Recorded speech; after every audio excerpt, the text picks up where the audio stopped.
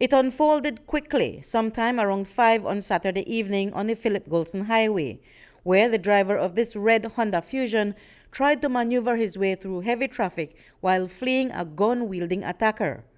But he could not make it through, and the gunman caught up with him and shot him through the passenger side of the car, causing him to swerve off the road and slam into this lamppost in front of the Ladyville RC school. Behind the steering wheel of the vehicle was 30-year-old Damion Baptist, who was heading from Maxborough to his house in Burrell Boom.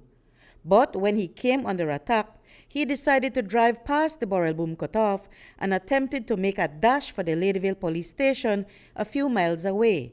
But even the police were out of his reach. On Saturday, 16th of March 2023, around 5:30 p.m., police responded to a shooting incident in Ladyville Village in front of the Ladyville RC school. Upon the arrival, police found a car with what appeared to be bullet holes. Information received that a person received gunshot injuries and was taken to the KHMH for treatment. Baptist's relatives say he died en route to the hospital. He had been shot in the head.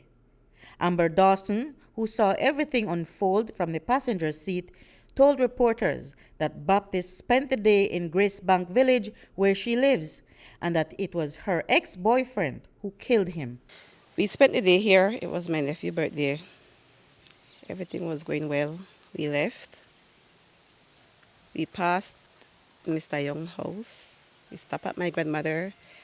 Spent 5 minutes the most at my grandmother, and we went. We were going to his house in Boom.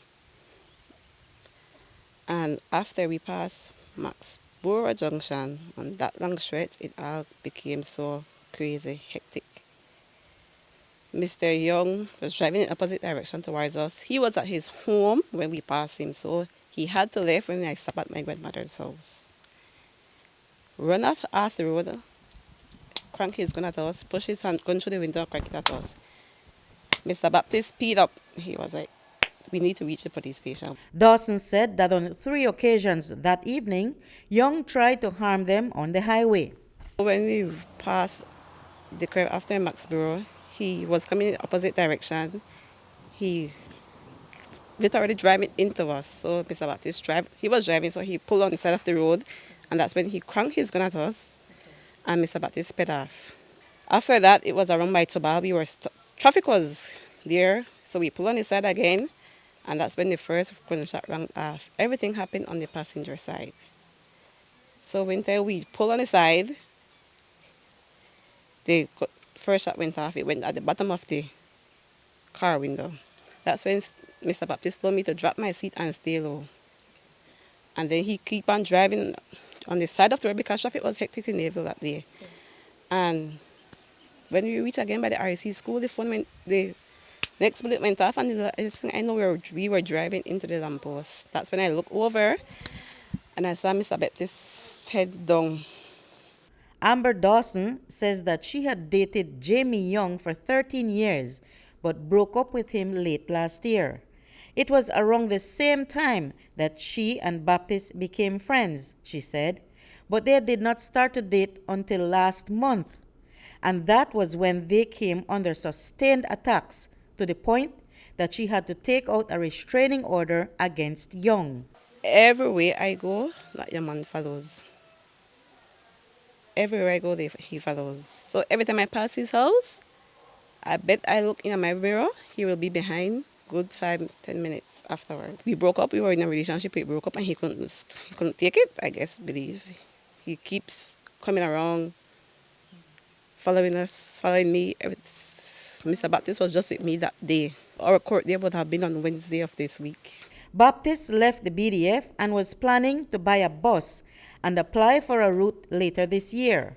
His mother, Shelmadine Baptist, says his murder will be hard on his siblings and for his 3 children. She had just spoken with him moments before he was killed. He called and he said he need to go home. The mommy said they're on my way home.